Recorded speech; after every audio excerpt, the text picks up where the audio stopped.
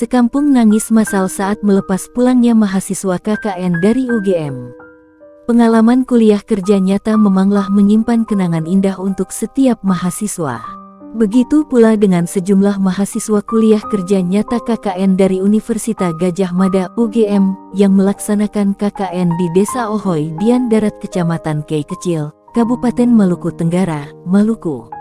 Tampak dalam video para warga kampung Ohoy Dian Darat sangat merasa kehilangan dan kesedihan saat melepaskan mahasiswa tersayangnya ke daerah asalnya. Bahkan bukan hanya satu ataupun yang meneteskan air mata, tapi sekampung menangis. Terlihat dalam video baik ibu-ibu, bapak-bapak hingga anak muda di sana menitikan air mata.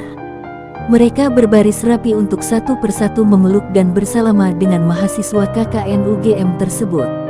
Bahkan acara pelepasan mahasiswa kesayangannya itu diantar hingga ke bandara. Terlihat senyuman dan tangisan haru terpancarkan dari warga desa maupun mahasiswa KKN UGM. Salah satu mahasiswa itu pun ada yang berjanji untuk datang kembali ke kampung Ohoy Dian Darat di masa mendatang.